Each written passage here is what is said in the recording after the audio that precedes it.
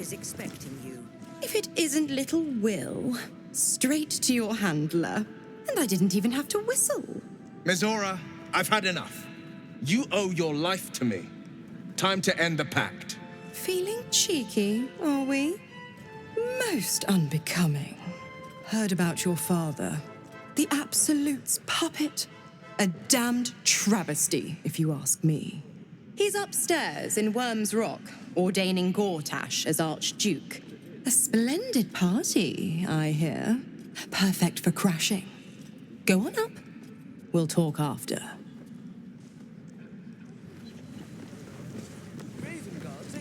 Go on up. Pay Gortash a visit. A fate to remember, I guarantee.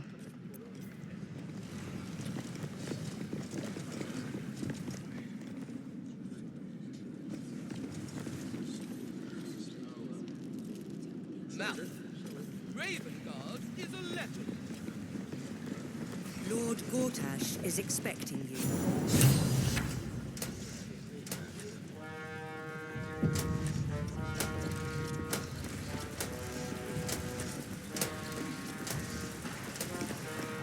Stand down, villain.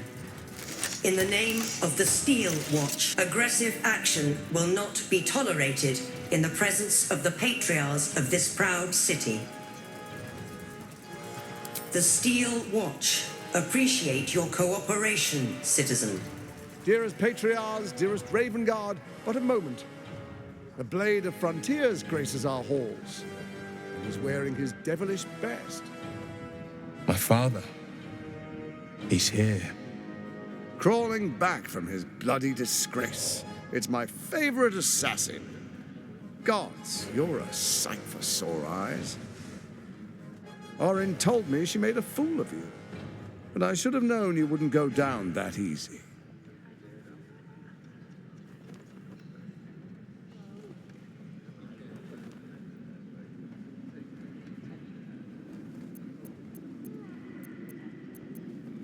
Then she didn't lie. The past is lost to you. Let me clear up some mysteries then. We share so much history. You and I initiated this plot. We discussed in depth the failures of our predecessors and how to avoid them. We understood that if we were to unite, no one could stand in the way of the Dead Three. So, unite we did. First, we obtained the crown. Then we enslaved the brain. From there, it was but a small step to the most successful religious hoax ever perpetrated.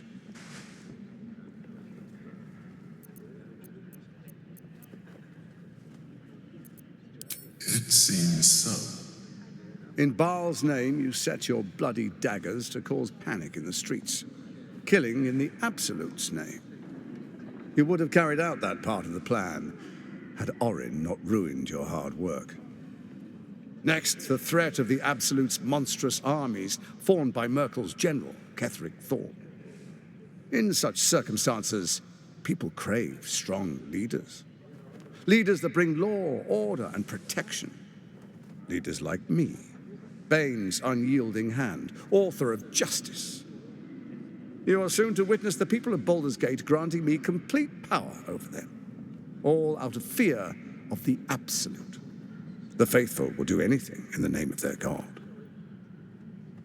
It was all going so well, until you vanished. Orin informed us that henceforth she would speak for the Temple of Baal, and act on their behalf.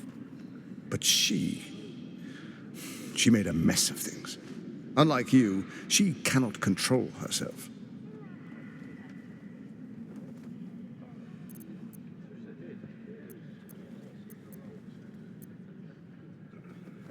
We are brilliant. When Ketheric fell, I feared the worst. That our plans would fail like so many before because of discord among ourselves. Now you've returned. We can achieve all of our dreams still. You brought Thorm's Netherstone. You know, it takes all three to control the brain. Without Thorm's, it's become vexingly willful. The quakes are a clear warning. If nobody steps in soon, it'll free itself from the authority of the Crown. I expect it'll start with turning the Sword Coasts infected. You among them. That prism of yours won't last indefinitely. Next, the grand design. The Mind Flayer Empire reborn. If we're lucky, we'll become slaves. If we're unlucky, well, a bleak prospect. But it's a fate that can be avoided if you and I renew our old partnership. Together, we can still restore authority over the brain.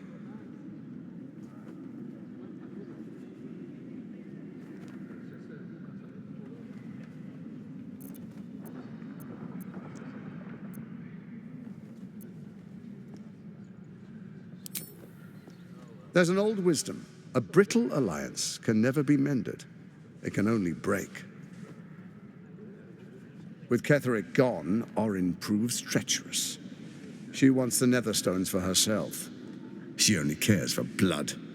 And your blood and mine are of particular interest to her.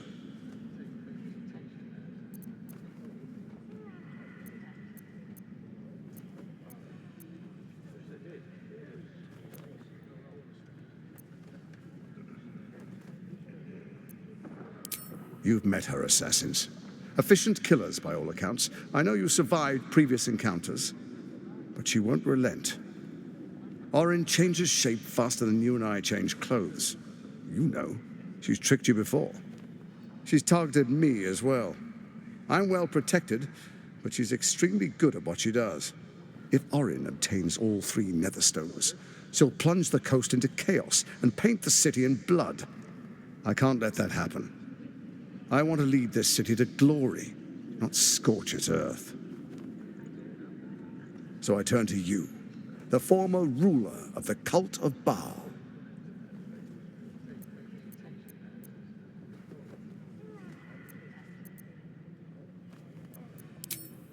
Let's make our pact anew, a divine oath, sworn upon spirit and flesh.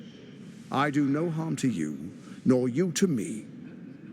Furthermore, you'll have nothing to fear from my steel watch while our pact stands. Thorm's stone is yours to keep. When you slay Orin and take her stone, you bring it here, so the 3 are united once again. Together we rule Faerun as kings. No, more than kings. Gods. We rule as the Absolute. And my father? The urge, the deplorably brutal urge, sickens within you. When you level the world over, that dead world must be yours alone. But first you will rule. Then you will ruin. What do you say? Shall we be allies? I can detect no deceit. This alliance could serve us well. And if it does not, well, we need not honor it.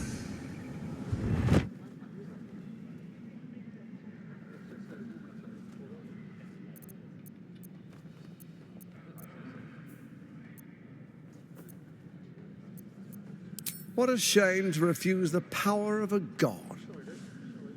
Perhaps a demonstration of why you need my help will motivate you to make the right decision. Your camp is compromised.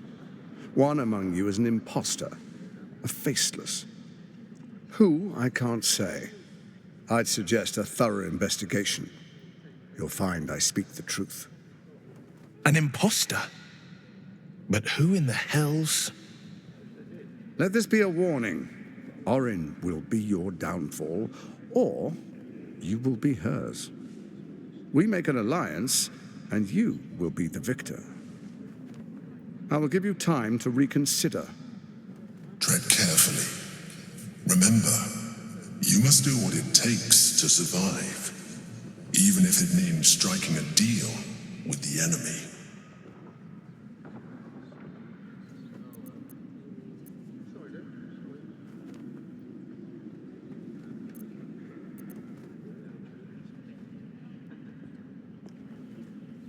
Oh, but I most certainly am not. Now, come, be witness as I make history as the first Archduke of Baldur's Gate.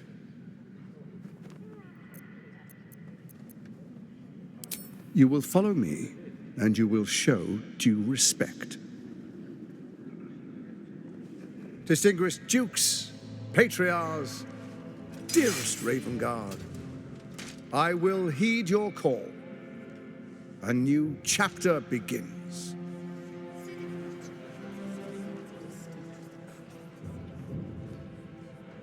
Enver Gortash, swearest thou by Balduran's blade to defend the citizens of Baldur's Gate from enemies within and without? I swear.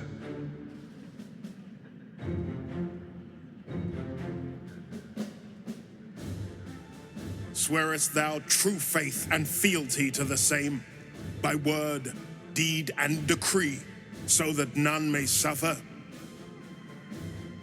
I swear.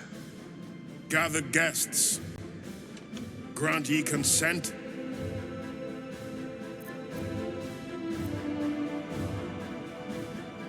Enver Gortash, the council appoints you Archduke of Baldur's Gate.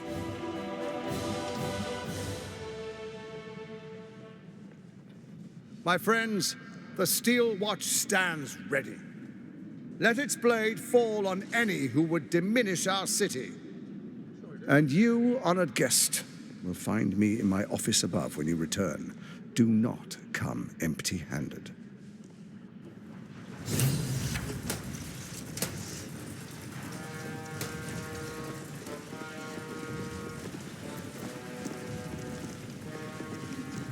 Truest of souls, bathed in her light.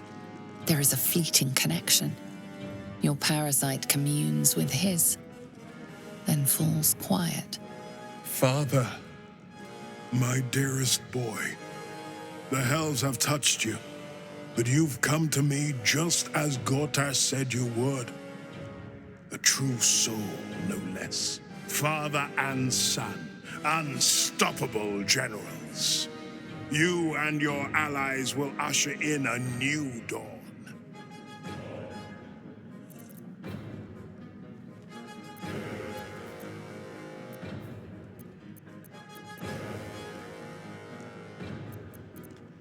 Why do you say this?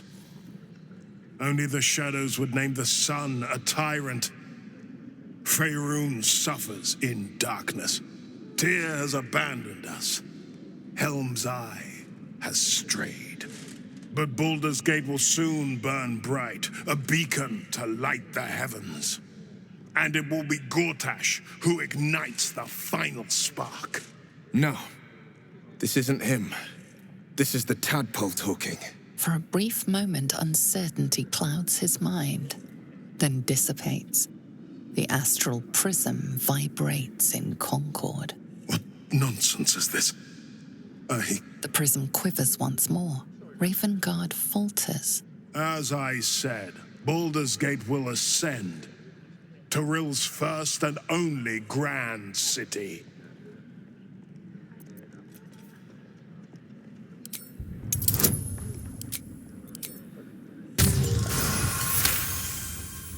First comes a vision of terror. The city of Baldur's Gate taken by Lithids. But beyond the terror, there is hope. You see a beaming Ravengard presiding over the sunlit city, applauded by the people. A people at peace. The true Ravengard lurks somewhere in this infected mind, seeking freedom, seeking victory. Have we finished then? Help me. Ah, the Black Widow caught you in her web. Floric chose shadow over light. Her betrayal burned deeper than the fires of Avernus. She's been punished for her lies. Don't let her get to you. Punished? Gods, what has he done?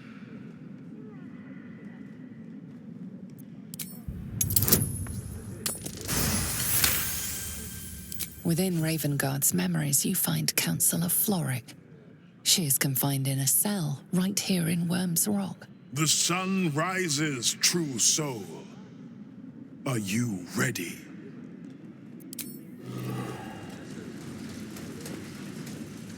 Incredible.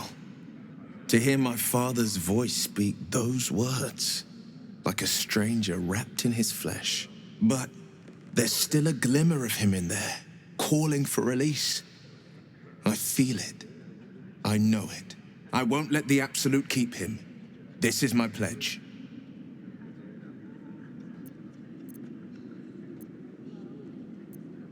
I met her twice. The first time, I was a boy of 7 or 8, at a banquet in the Flaming Fist's honor. One look and I was smitten. Chestnut hair that flowed behind her like willow fronds as she floated from one room to the next as if carried by clouds. The second time, Stelmane was different. Even with the aid of a cane, each step she took was a struggle. Every word she spoke took great physical effort. A stroke victim? I asked father later. No, he said. A stroke survivor. You sense uncertainty in Will's voice.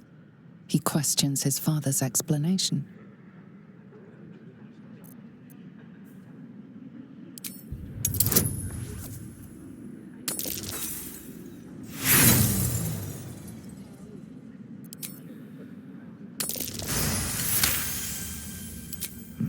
Something's always gnawed at me. At the banquet, Stelmane didn't seem to look at us, but through us. But that second time, her gaze never left me. It was steel, sharp and unyielding. It could just be my imagination, but I always felt that it was more than a stroke that had changed her. What, though? I couldn't say.